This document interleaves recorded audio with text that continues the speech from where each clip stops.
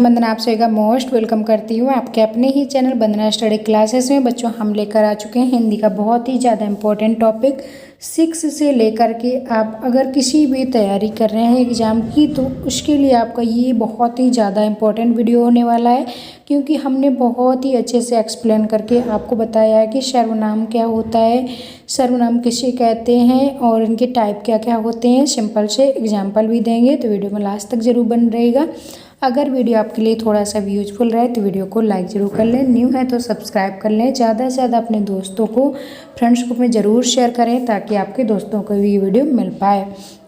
चलिए बच्चों स्टार्ट करते हैं। अगर इसकी पीडीएफ आपको चाहिए तो पीडीएफ भी आपको मिल जाएगी। पीडीएफ के लिए आपको गूगल पर सर्च करना है vandanaclasses.com। ठीक, तो vandanaclasses.com हमारी वेबसाइट है, यहाँ पर आपको पूरी पीडीएफ भी मिल जाएगी, वहाँ से आप पीडीएफ भी डाउनलोड कर सकते हैं। ठीक, तो चलिए स्टार्ट करते हैं। सर्वनाम किसे कहते हैं। ठीक, इसके पहले हमने आपको संज्ञा बताया हुआ है, संज्ञा किसे कहते हैं, संज्ञा के कितने भेद होते हैं, बहुत ही अच्छे से एक्सप्लेन किया है, वो वीडियो आप जरूर देख लीजिएगा, लिंक आपको डिस्क्रिप्शन नीचे मिल जाएगा। ठीक, और विशेषण भी हमने बता दिया है, विशेषण किसे कहते हैं, विशेषण की वीडियो भी आपको मिल जाएगी, लिंक आपको डिस्क्रिप्शन में मिल जाएगा, वहाँ से आप चेक कर लीजिएगा। ठीक, चलिए स्टार्ट करते हैं। सर्वनाम किसे कहते हैं। संज्ञा के स्थान पर प्रयुक्त होने वाले शब्दों को सर्वनाम कहते हैं। जो शब्द क्या होता है, संज्ञा के स्थान पर प्रयुक्त किए जाते हैं उन शब्दों को सर्वनाम कहते हैं। ठीक, और संज्ञा शब्द क्या होते हैं, जैसे किसी व्यक्ति का नाम, वस्तु का नाम, स्थान का नाम,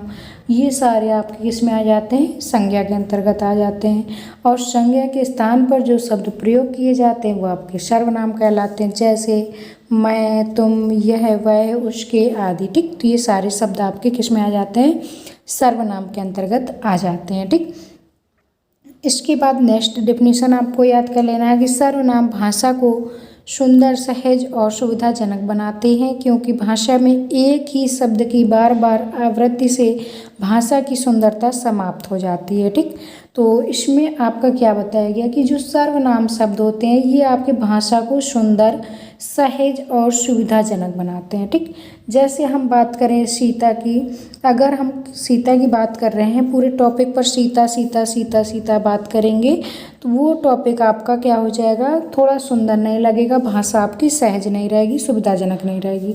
और बीच बीच में हम वह यूज करेंगे, वह। ठीक, तो ये आपका थोड़ा सुंदर और सुविधाजनक हो जाता है। ठीक, तो इस तरीके से हम बात कर रहे हैं कि सर्वनाम जो शब्द होते हैं ये भाषा को सुंदर, सहज और सुविधाजनक बनाते हैं, क्योंकि भाषा में एक ही शब्द की बार बार आवृत्ति से भाषा की सुंदरता समाप्त हो जाती है। जैसे हमने बताया कि सीता की अगर बात किया जाए, सीता सीता टॉपिक पर बात किया जाए तो वो आपका टॉपिक क्या हो जाएगा, थोड़ा देखने में और समझने में सुविधाजनक नहीं रहेगा। ठीक, अगर सीता की जगह में एक बार दो बार हमने सीता लिखा, इसके बाद वह उसकी जगह में सर्वनाम यूज करने लगे तो वो आपका क्या हो जाएगा, आपका जो वाक्य है वो भी सहज हो जाएगा, भाषा भी आपकी सुविधाजनक और सरल हो जाएगी। जैसे किसी गद्यांश में श्वेता के विषय में बात हो रही है तो बार बार श्वेता का नाम लेना अटपटा लगेगा, इसलिए वहाँ हम सर्वनाम का प्रयोग करते हैं। ठीक, तो ये आपको समझ लेना है, याद कर लेना। ठीक, इसके बाद हिंदी में कुछ ऐसे शब्द होते हैं जैसे व्यक्ति, वस्तु के नाम, स्थान प्रयुक्त होते हैं, उन्हें सर्वनाम कहते हैं। तो ये डेफिनेशन आपकी, इसको भी आपको देख लेना है कि हिंदी में कुछ ऐसे शब्द होते हैं, किसी व्यक्ति या वस्तु के नाम होते हैं, स्थान के नाम, जिनके स्थान पर प्रयोग किए जाने वाले शब्द आपके सर्वनाम कहलाते हैं। ठीक, सर्वनाम का शाब्दिक अर्थ क्या होता है। सर्वनाम का शाब्दिक अर्थ होता है सबका नाम। ठीक, क्या होता है, सबका नाम। सर्वनाम की संख्या अगर पूछी जाए कि सर्वनाम कितने होते हैं तो ये आपके 11 होते हैं, लेकिन इसके कितने भेद पढ़े जाते हैं बच्चों, 6 भेद हम लोग पढ़ेंगे। ठीक, सर्वनाम के भेद चलिए देख लेते हैं। तो सर्वनाम के आपके पूरे 6 भेद हैं। पुरुषवाचक सर्वनाम, निश्चयवाचक सर्वनाम, अनिश्चयवाचक सर्वनाम, संबंधवाचक सर्वनाम, प्रश्नवाचक सर्वनाम और आपका निजवाचक सर्वनाम। ठीक, तो इस तरीके से पूरे आपके 6 प्रकार हो जाते हैं सर्वनाम के। तो 6 प्रकार हम लोग इस वीडियो में देखने वाले हैं। ठीक, तो वीडियो में लास्ट तक जरूर रहिएगा। चलिए अब स्टार्ट करते हैं। पुरुषवाचक सर्वनाम क्या होता है। ठीक, तो पुरुषवाचक सर्वनाम क्या होता है, वे सर्वनाम जो स्त्री या पुरुष के नाम के बदले में प्रयुक्त किए जाते हैं। वे सर्वनाम शब्द जो आपके स्त्री और पुरुष के नाम के बदले में प्रयुक्त किए जाते हैं आपके पुरुषवाचक सर्वनाम के अंतर्गत आते हैं। जिस शब्द से किसी पुरुष का ज्ञान हो उसे पुरुषवाचक सर्वनाम, यानी वक्ता, श्रोता, चर्चा का आधार अन्य व्यक्ति के लिए भी होता है। ठीक, तो पुरुषवाचक सर्वनाम की ये डेफिनेशन आपको याद कर लेना है। ठीक, इसके बाद आपका आ जाता है पुरुषवाचक सर्वनाम कितने प्रकार का होता है। ठीक, तो पुरुषवाचक सर्वनाम जो होता है आपके 3 प्रकार के होते हैं, जिसमें आपको उत्तम पुरुष, मध्यम पुरुष, अन्य पुरुष आते हैं। ठीक, तो उत्तम पुरुष में क्या होता है, वक्ता या लेखक जब स्वयं से संबंध रखने वाले सर्वनामों का प्रयोग करते हैं वो प्रथम पुरुष कहलाते हैं। जैसे हम, हमारा, मैं, आप, मुझको, मैंने, मेरा, हमने, मुझे, हमें। ठीक, तो इस तरीके से जो शब्द दिए जाएंगे जो स्वयं के लिए बोले जाते हैं वो सारे आपके उत्तम पुरुष के अंतर्गत आते हैं। ठीक, तो ये सारे शब्द आपको याद रखना है जो खुद के लिए बोले जाते हैं। वक्ता या लेखक जो स्वयं के लिए प्रयोग करता है सर्वनामों को वो आपके किस में आते हैं, उत्तम पुरुष सर्वनाम के अंतर्गत आते हैं। ठीक, इसके बाद बच्चों आ जाता है मध्यम पुरुष सर्वनाम। तो मध्यम पुरुष सर्वनाम क्या होता है, जब वक्ता द्वारा श्रोता के नाम के स्थान पर जिन सर्वनामों का प्रयोग होता है उन्हें मध्यम पुरुष कहते हैं। जैसे कोई वक्ता है बोलने वाला, श्रोता जो सुनने वाला है उसके नाम को पुकारने के लिए वो उन शब्दों का प्रयोग करता है। जैसे तू, तुम, आप, तुम्हें, आपने, तुम्हें, तुम्हारा। ठीक, तो इस तरीके से जो शब्द दूसरे के बोलने के लिए प्रयोग करेंगे वो सारे किसके अंतर्गत आएंगे, मध्यम पुरुष के अंतर्गत आएंगे। ठीक, जो दूसरे के नाम के लिए प्रयोग किए जाते हैं। नेक्स्ट है आपका अन्य पुरुष सर्वनाम, अन्य पुरुषवाचक सर्वनाम। तो इसमें आ जाता है वक्ता या लेखक सुनने या पढ़ने वालों के अलावा अन्य व्यक्तियों के लिए जिन सर्वनामों का प्रयोग करते हैं उन्हें अन्य सर्वनाम पुरुषवाचक सर्वनाम कहते हैं। ठीक, जैसे वे, वह, उनका, उसे, उन्हें। दूसरे के लिए जो अन्य पुरुषों के लिए प्रयोग किए जाते हैं वो आपके किसमें आते हैं, अन्य पुरुष सर्वनाम वाचक के अंतर्गत आते हैं। ठीक, तो इस तरीके से ये आपके उत्तम पुरुष सर्वनाम, मध्यम पुरुष सर्वनाम और अन्य पुरुष सर्वनाम के सारे वर्ड दिए गए हैं। ये आपके एग्जाम से पूछे जाते हैं कि आपका उत्तम पुरुष सर्वनाम के अंतर्गत कौन सा शब्द आएगा। तो मैं, हम, मेरा, हमारा, मैंने, हमें, आपको, मुझको, ये सारे आपके उत्तम पुरुष यानी कि जो फर्स्ट पर्सन कर्ता आपने इंग्लिश में पढ़े होंगे वो आपके इसमें आते हैं। मध्यम पुरुष के अंतर्गत सेकंड पर्सन कर्ता आते हैं और थर्ड पर्सन जो आपके कर्ता होते हैं वो अन्य पुरुष के अंतर्गत यह, वह, वे आदि ये शब्द आते हैं। ठीक, इसके बाद आपका निश्चितवाचक सर्वनाम आ जाता है। निश्चितवाचक सर्वनाम वे सर्वनाम जो किसी निश्चित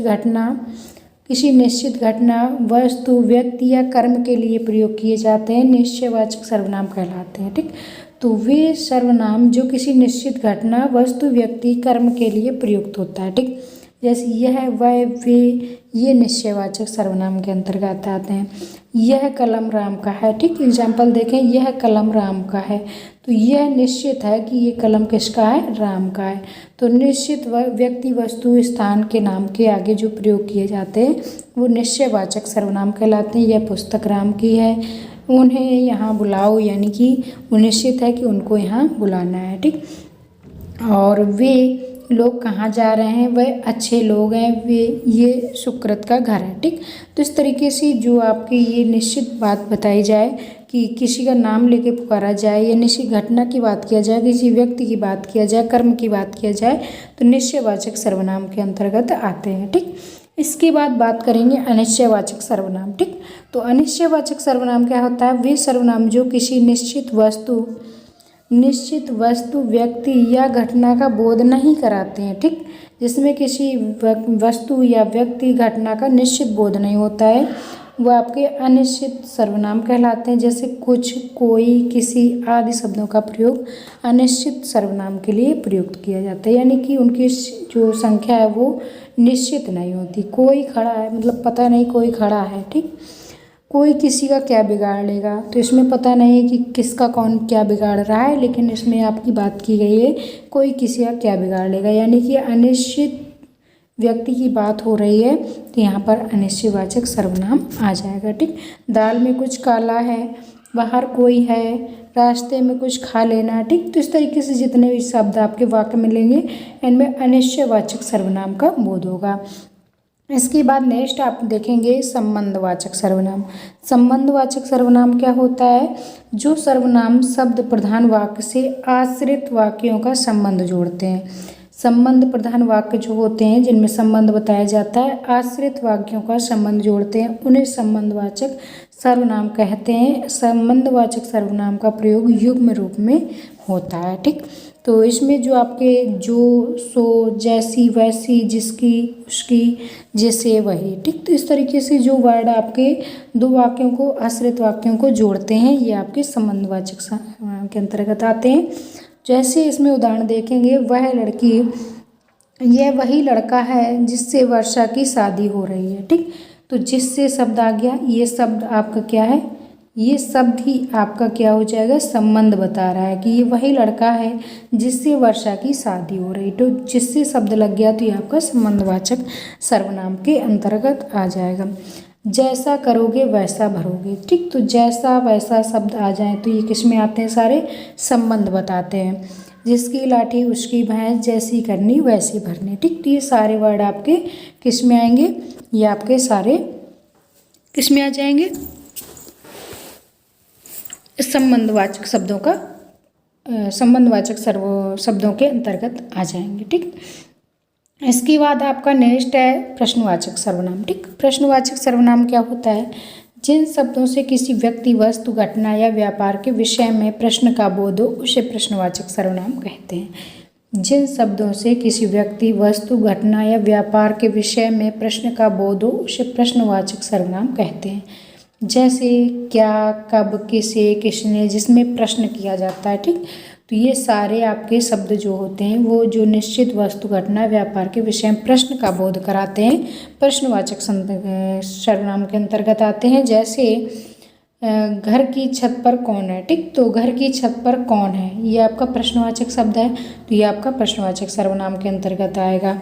तुम्हें क्या खाना है? ठीक, तो क्या शब्द आपका क्या है? प्रश्नवाचक सर्वनाम। सेब किसने खाया? तुम्हारा क्या नाम है? पुस्तक किसने चुराई है? तुम कहाँ रहते हो? तुम कैसे हो? ये सारे वर्ड आपके प्रश्नवाचक सर्वनाम के अंतर्गत आ जाएंगे। ठीक, नेक्स्ट है आपका निजवाचक सर्वनाम। ठीक, लास्ट है आपका निजवाचक सर्वनाम। तो वक्ता या लेखक जिन सर्वनामों का प्रयोग स्वयं के लिए करता है। ठीक, तो स्वयं के लिए जो शब्दों का प्रयोग करता है निजवाचक सर्वनाम के अंतर्गत आ जाते हैं। जैसे स्वयं, स्वतः, निज, खुद, मैं, हम, आप। ठीक, तो आप सोच रहे होंगे कि ये तो आपका पहले वाले टाइप में आ गया था पुरुषवाचक में, तो ये भी आपका आ जाएगा, लेकिन आपके निजवाचक सर्वनाम के अंतर्गत भी ये शब्द आपके आते हैं। ठीक, मैं स्वयं समझ गया, मैं अपनी सभी कार्य स्वयं ही करता हूँ, हम खुद ही इधर आ गए, मैं अपने कपड़े स्वयं धुलता हूँ, यहाँ पर धुलना हो जाएगा। ठीक, मैं अपना खाना स्वयं ही पकाता हूँ। ठीक, तो इस तरीके से जितने भी आपके ये शब्द बनते हैं ये आपके स्वयं के लिए प्रयोग किए जाते हैं, तो ये आपके निजवाचक सर्वनाम के अंतर्गत आते हैं। ठीक, तो ये आपका था बच्चों सर्वनाम का टॉपिक जो कि आपका कंप्लीट होता है। इसके पहले 2-3 टॉपिक हमने और कंप्लीट किए हैं। अगर आपने वो वीडियो नहीं देखे हैं संज्ञा की, विशेषण की, क्रिया की, तो ये सारे टॉपिक आप ज़रूर देख लीजिएगा। सारे हमने इसी तरह से एक्सप्लेन करके बताया हुआ है। सबकी PDF है, आपको मिल जाएगी। PDF के लिए आपको गूगल पर सर्च करना है bandanaclasses.com। तो bandanaclasses.com पर आपको पूरी PDF भी मिल जाएगी, वहाँ से आप PDF भी डाउनलोड कर सकते हैं। ठीक, तो चलिए बच्चों मिलेंगे नेक्स्ट वीडियो में। अगर वीडियो आपके लिए थोड़ा सा भी यूजफुल रहा हो तो वीडियो को लाइक ज़रूर कर लें, न्यू है तो सब्सक्राइब कर लें, ज़्यादा से ज़्यादा अपने दोस्तों को, फ्रेंड्स ग्रुप में ज़रूर शेयर करें ताकि आपके दोस्तों को भी वीडियो मिल पाए। चलिए मिलेंगे नेक्स्ट वीडियो में, तब तक के लिए bye bye, thanks for watching.